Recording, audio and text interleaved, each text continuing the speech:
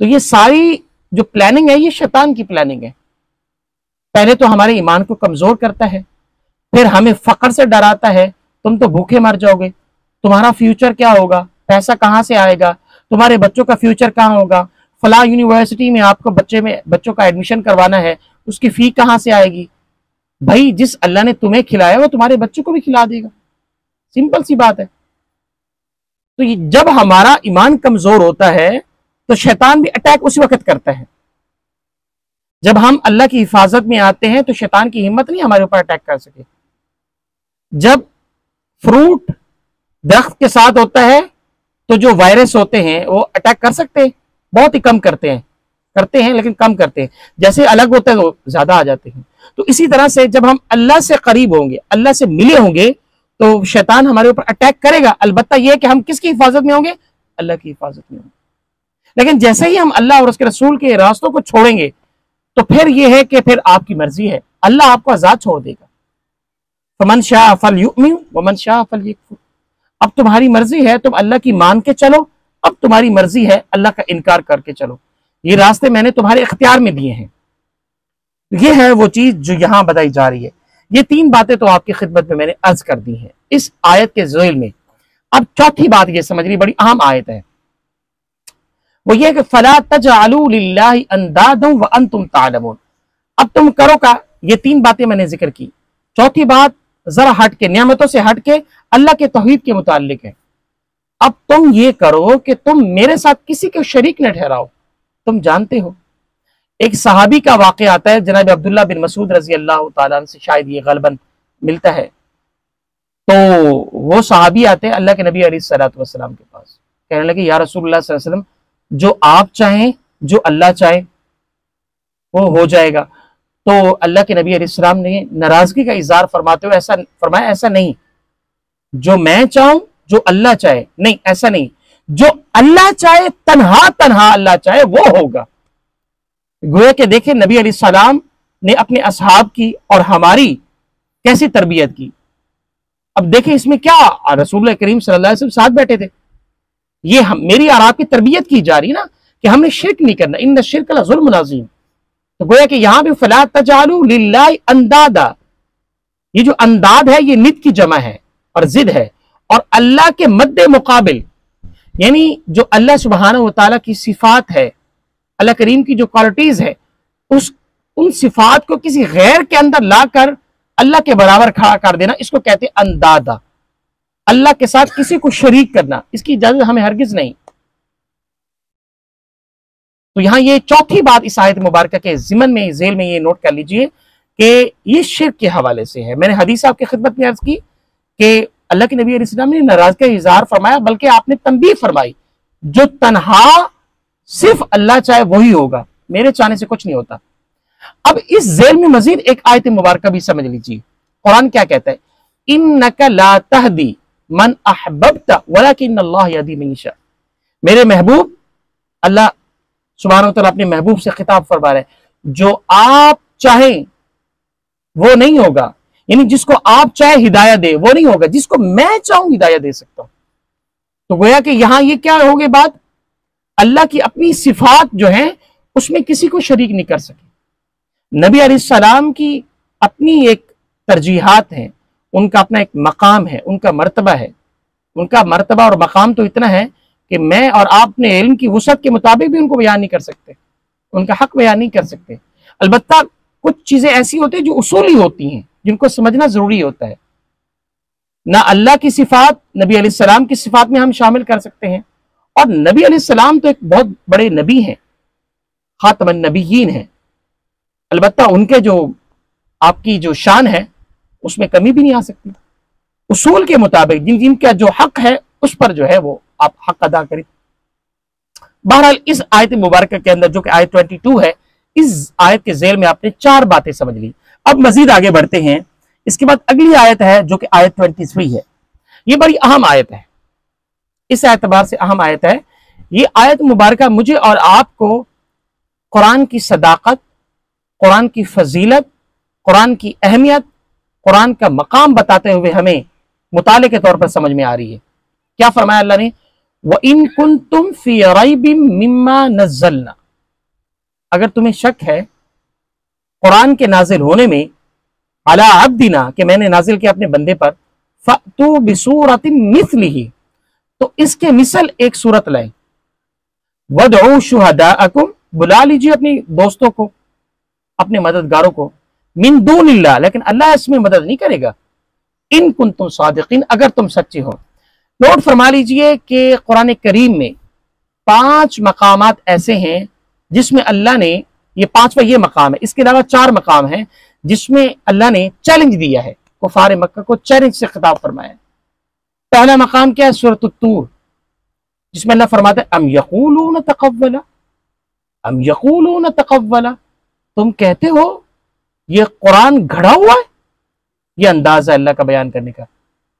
फलयअतू बिहदीसिन मिस्लिही, तो फिर लाओ इस जैसा कुरान, इन कुंतुम सादिकीन, अगर तुम सच्चे हो। ये पहला मकाम है। फिर दूसरा मकाम सूरह बनी इसराइल में अल्लाह फरमाता है कुल इन इज्तमाअतिल इंस वल जिन, अब ये जरा और अंदाज अल्लाह का है, कुल इन इज्तमाअतिल इंस वल जिन अला अन यअतू बिमिस्लि हाज़ल कुरआन, तुम मिला लो जिन्नों को और खुद भी मिल जाओ, सबको ले आओ कुरान इस जैसा। फिर अल्लाह खुद जवाब देता है ला यअतून बिमिस्लि, तुम इसके मिसल कुरान नहीं ला सकते। अब आपके जहन में आ रहा होगा, चलें ये तो मुखातिब है अल्लाह करीम कुफार मक्का से, अहले अरब थे, जुबान उनकी अरबी थी, ये तो समझ में आ रही है बात, लेकिन इंस की बात क्यों की? ये आपके जहन में शायद ये सवाल आ रहा है, जिन्नात की बात क्यों की? कुल इन इज्तमाअतिल इंसु वल जिन, यानी जिन्नात की बात की गई। इंसानी की बात तो समझ में आती है, क्योंकि अरब के जो कुफार थे वो इंसान ही थे, जिन तो नहीं थे। तो यहां 2 लोगों को अल्लाह ने मुखातिब फरमाया, इंसान और जिन्नात। उसकी बात भी ये समझ लीजिए, हिकमत की बात ये है कि जिन्नात से मुखातिब इसलिए फरमाया कि बाज लोगों का ये मजहब है या अकीदा है, ये जो जिन है लोगों को शेर व शायरी सिखाते हैं, लिहाजा हम अगर खुद हो, हमारे साथ जिन्नात हो, वो मिल जाए, तो लिहाजा हम कुरान बना लेंगे ऐसा। तो यहां अल्लाह ने इसकी भी नफी कर दी कि चलो तुम ऐसा ना करो, तुम भी मिलो, कुल इन इज्तमाअतिल इंस, मिल जाओ, इंसान भी मिल जाए, वल जिन, और वो भी जमा हो जाए, ला यअतून बिमिस्लि, तुम इस जैसा कुरान नहीं ला सकते। ये 2 मकाम हो गए। अब तीसरा मकाम समझ लीजिए, जो कि सूरह हूद में है। अल्लाह फरमाता है अम यकूलून इफ्तरा। अच्छा, ये 2 जो मकाम है ना, इसमें अल्लाह ने ऐसे कहा कुरान लाओ, इस जैसा कलाम लाओ। अल्लाह अब मजीद इससे सख्त चैलेंज दे रहा है। अच्छा, तुम ये नहीं कर सकते, तुम ये नहीं कर सकते, ये भी नहीं कर सकते, अच्छा ये कर लो। वो क्या कर लो? अम यकूलून इफ्तरा, तुम कहते हो ये कुरान झूठा है, माज़अल्लाह, अल्लाह की पनाह में। कुल फअतू बिअश्रि सुवरिन मिस्लिही मुफ्तरयातिन वदऊ मन इस्तताअतुम, सबको बुला लो और कुरान के अंदर जो 10 सूरतें हैं उसके मिसल 10 सूरतें लाए। चलो ये तो कर लो, 10 सूरतें तो लाके दिखाओ। अम यकूलू नफ्तरा कुल फअतू बिअश्रि सुवरिन मिस्लिही, 10 सूरतें इसकी मिसल लाओ। वदऊ मन इस्तताअतुम, सबको बुलाओ जितनी तुम्हारे अंदर ताकत है। तुम कहते हो ना कि हम ये कुरान झूठा है, माज़अल्लाह, ये कहानियां है। इदा तुतला अलैहिम आयातुना क़ाल असातीरुल अव्वलिन, ये मोहम्मद सल्लल्लाहु अलैहि वसल्लम, ये जो कुरान पढ़े ये झूठे हैं, ये कहानियां किससे सुना देते हैं ऐसे लोगों को, ये तो है ही जादूगर। अच्छा, जादूगर है तो फिर लाओ। वदऊ मन इस्तताअतुम मिन दूनिल्लाहि इन कुंतुम सादिकीन, जितनी तुम्हारे पास सलाहियतें हैं, जितनी तुम्हारे पास ताकतें हैं, जितने भी तुम्हारे पास लोग हैं, तुम खुद भी मिल जाओ, दोस्तों को भी मिला लो, जिन्नात को मिला लो, सबको मिला के जरा 10 सूरतें तो लाओ। जब ये भी चैलेंज दिया गया तो ना ला सके, अब मजीद इससे बढ़ के चैलेंज अल्लाह ने दिया। अच्छा, ये भी नहीं कर सके, फिर अल्लाह ने चैलेंज दिया। ये सूरह यूनुस में आयत में मुबारक में अल्लाह फरमाता है अम यकूलून इफ्तरा कुल फअतू बिसूरतिन मिस्लिही वदऊ मन इस्तताअतुम। अच्छा चलो, तुम 10 सूरतें नहीं कर सकते, तुम लोग हो, एक सूरत तो लाओ, सूरतुल असर लाओ भाई। ये सबसे सख्त चैलेंज है। कुरान करीम की एक सूरत, सबसे छोटी सूरत लाओ, वदऊ मन इस्तताअतुम। इसमें मैं ये नहीं कह रहा कि खुदा का तो तुम ही लाओ, तुम सबको मिलाओ, अपने दोस्तों को मिलाओ, सबको मिला के कुरान की लाओ सूरत। मिथलिही वदउ मन इस्तताअतुम मिन दूनिल्लाह। अल्लाह की मदद इसमें शामिल नहीं होगी। यहां ये बात नोट कर लीजिए, बस औकात हम लोग कह रहे होते हैं कि भाई अल्लाह हमें तौफीक दे रहा है तो हम गुनाह कर रहे हैं। अल्लाह चाहता तो हमें नमाज पढ़ा देता, अल्लाह चाहता तो हमें कुरान पढ़ा देता, तो लिहाजा अल्लाह तौफीक देता तो मैं नमाज नहीं पढ़ता, मेरे लिए दुआ कीजिएगा। लिहाजा अल्लाह तौफीक देता मैं कुरान नहीं पढ़ता और कुरान का तर्जुमा नहीं करता, हदीस नहीं पढ़ता, दुरूस कुरान में शामिल नहीं होता, अच्छी महाफिल में नहीं जाता, मसाजिद में। अल्लाह मुझे मौका दे, जब अल्लाह बुलाएगा हम चले। अक्सर बेशतर आपने ये बातें सुनी है, लोगों से सुनी है ना, ये गलत बात है। यहां ये बात मैं कुरान से साबित कर रहा हूं। मिन दूनिल्लाह, यहां अल्लाह की मदद कह रहा है, अल्लाह मैं शामिल नहीं इन काम में। इससे अंदाजा होता है कि जो आप अच्छा काम करते हैं अल्लाह की उसमें खुशी और रजा शामिल होती है, और जो काम अल्लाह की नाराजगी का करने वाला है उसमें अल्लाह की इजाजत होती है, अल्लाह की रजा और खुशी नहीं होती। यह बात नोट कर ले, बड़ी अहम बात है। यही तो वजह है कुरान सूरत शम्स के आयत नंबर 8 में अल्लाह फरमाता है फअल्हमहा फुजूरहा व तक़वाहा।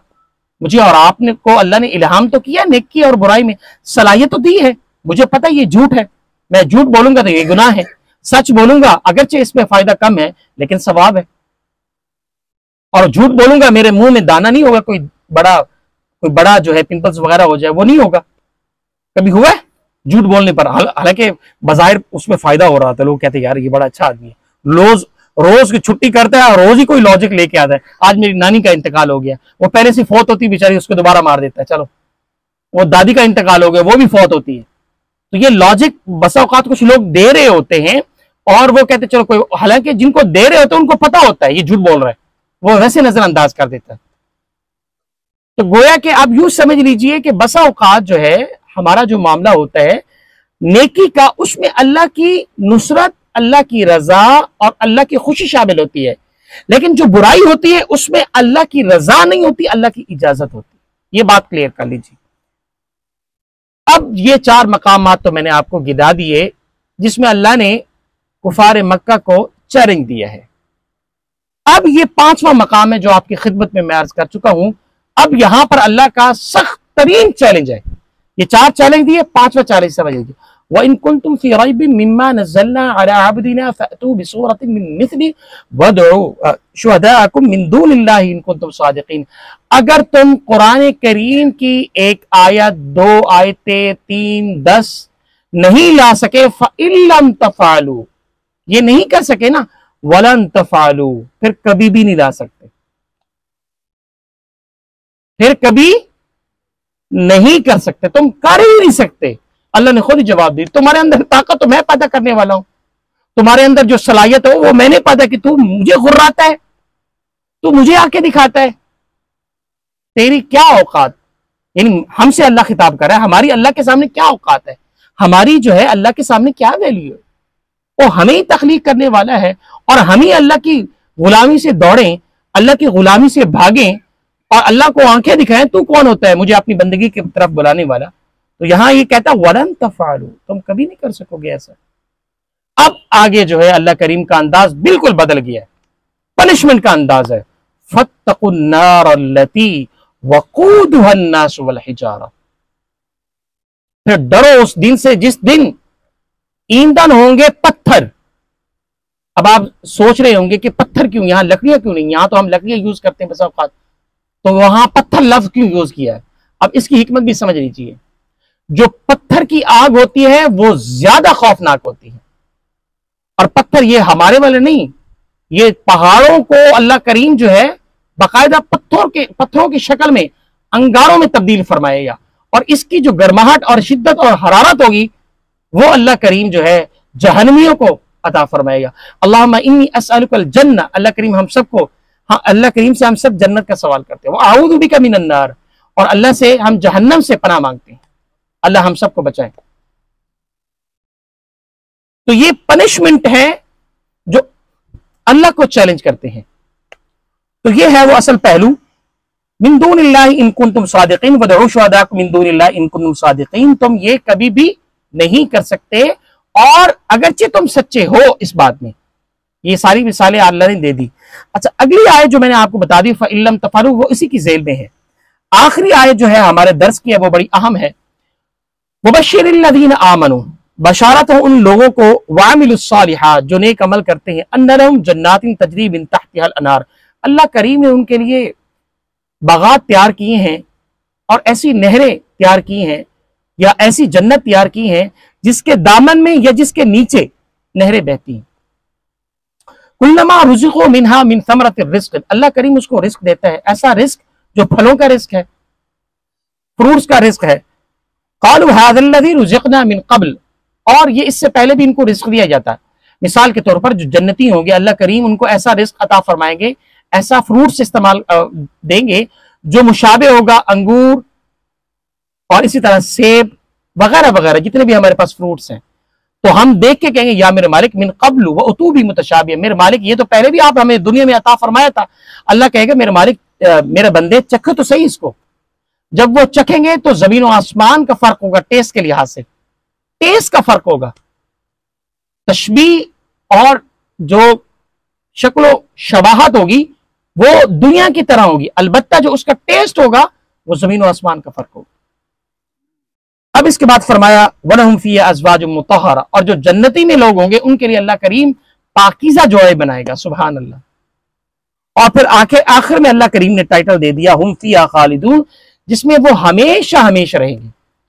तो गोया कि आज के मुताले में अल्हम्दुलिल्लाह सूरह बकरा की आयत 21 till 25 5 आयत का मुताला किया है, जिसमें बंदगी का जिक्र, तौहीद का जिक्र और इसी तरीके से जन्नत का जिक्र और अल्लाह करीम का चैलेंज कुरान की हिफाजत के एतबार से।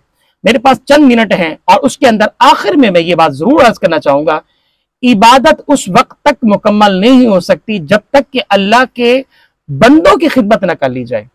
आज फलस्तीन का क्या हाल है, रफा में क्या हुआ, मैं आप भूल सकते हैं?